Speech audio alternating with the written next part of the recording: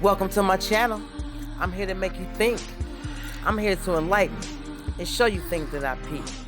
But before I do that, can you please like, comment, and subscribe to my channel? And please make sure that you ring bell notifications so that you can get a notification the moment I drop another video. And I thank you in advance. Welcome back. Today I wanted to discuss the devil with you guys. Today is Sunday, so I think it's fitting. I know when you see the devil or hear of the devil, you think of an image of someone that, is here to destroy you, someone that's in the Bible that you were taught that, if you do this or that you die and you go to hell and Satan is there waiting for you. This image right here. A made-up character from the Bible with two horns on their head and tell you it's the devil. Now, we learn these things in church, as a child growing up. You learn this stuff as an adult. It's still programmed in your mind. I mean, how long do you need to hear the same shit, even though it's not true, in my opinion? All right? And I have facts. But in church, they teach you this, that the devil is someone that's very, very evil. You know what I'm saying? But the devil comes in all kind of forms. And the devil is somebody who walks amongst us. The devil is someone who has always been around. And the devil is someone who's never going nowhere. You can experience hell on earth, okay? And we as black people have experienced hell on earth. Everybody has experienced hell. When you see this type of stuff gets in your mind.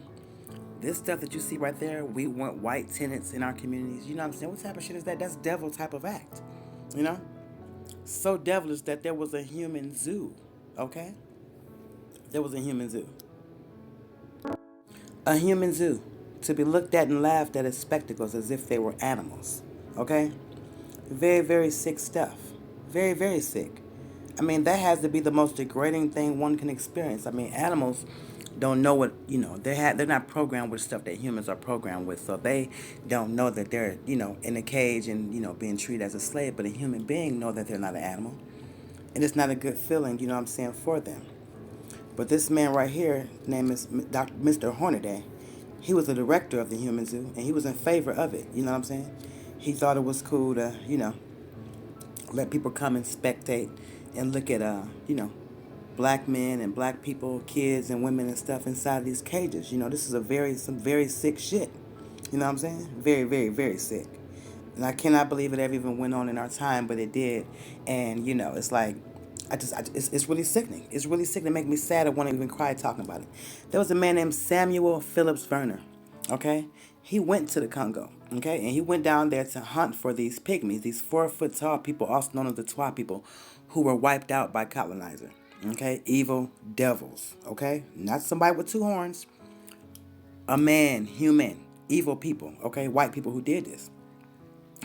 They wanted to hunt them down so they could bring them in so they can display them at these human zoos, okay? The pygmy people were, you see these small people, those are the pygmy people, okay? They were used and put placed inside of fairs to be looked at and laughed at, okay? And there was one particular one, this young man, his name was Otabenka.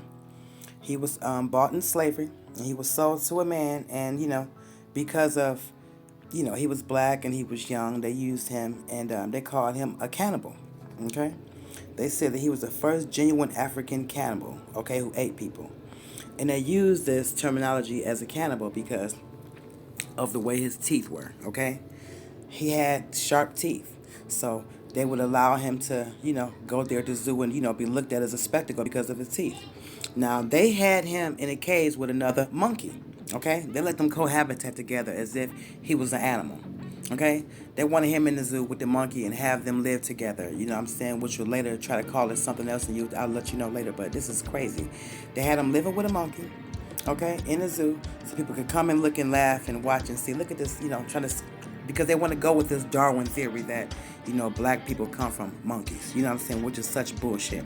But the way his teeth were, they say that he was, enabled him to eat human flesh. So they lied and called him a cannibal.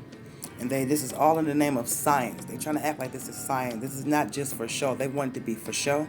They put it in the name of science because they wanted everybody to believe and put in their minds that black people come from monkeys. So he was a spectacle, you know what I'm saying? And people weren't too happy about this, you know what I'm saying? This is in the Bronx Zoo.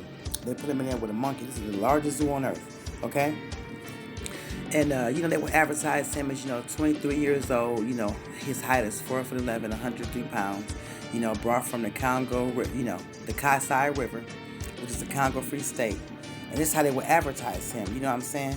And they would put these things in newspaper articles, and this would draw huge, huge crowds because people were interested in seeing it. Sick people wanted to see this. I guess they believed that they were superior to these people because that Darwin theory had trickled down and people started believing in it. You know what I'm saying? This is all eugenics. They want to wipe out a race or, make a race feel like, they're inferior and they're not totally human, although we would have here first. And we have proof that Neanderthals, the white people, those are people who were not, you know what I'm saying? But anyway, they put him in there and, the clergy weren't too happy about it. They disapproved of it. They didn't like it not one bit. Because they feel like, this is dehumanizing. Very, very dehumanizing. And they all went there and protested. They did not like the fact that this young man was being used as a spectacle. So they went to the place in New York, to the zoo, quote-unquote zoo, the human zoo, and watched them do this. And they said, no, this got to stop. They said, no, we need, this is, they were outraged by it. And they say, no, you're not going to dehumanize this man and make it seem like, he's some type of animal. He doesn't belong in a cage. He need to be in school. You know what I'm saying? This is what they said. The clergymen were not having it. They thought that he should have been in school, which he should have. You know what I'm saying? So, whenever they would go to somebody to get help, they couldn't get help because they, all the people they went to help him were all racist. They try to say the pygmy, that the young man enjoyed being in the cage. They said, that they said that the protests were ridiculous, that the pygmy enjoyed being in the cage. They said the pygmy was not there to cohabitat. He was only there to take care of the animal. This is the type of way they tried to turn it around because they were getting so much flack from it. So they tried to change it around, you know what I'm saying, to make excuses for their savage behavior. So, 40,000 people, a huge mob came, to go see Otabanga and chased him all through. They harmed him, they tripped him, they laughed at him, they poked at his chest and stuff and made fun of him. So in return, he shot an arrow at him, you know what I'm saying? Because this was in his defense. You're not going to be shooting me and shit, you know what I'm saying? And it was sad that they did that to him. And so, they moved him later on to an asylum in a seminary. And 10 years after, 10 years, around that time, it had been 10 years, he killed himself. He wanted to return back to his native home, but he couldn't because the colonizers had took over. And, they just didn't even allow him to, he couldn't go back there. So he took his own life. And I can see why he would want to take his own life. Being around those type of savages, who wouldn't want to take their own life? Come on now. Or did they kill him? Who knows? They lie about so much shit you really don't know. And the New York Times had the nerve to put his obituary, and this is their New York Times obituary. They say it was a strange little African who finally ended his life. And they actually try to say that instead of him being a caged animal like the rest of the animals, the monkey, the chimpanzee that accompanied him, he was there as a caretaker, he was an employee of the zoo. This is how these motherfuckers spent it around. Now, if that ain't the devil, I don't know who is. Wake up, y'all. The devil is among us. Wake up. It is not somebody who lives underground that's waiting for you when you die. That's all bullshit, okay? Please keep your third eyes open. Always look deeper. I mean, this right here you can see, Thanks for watching.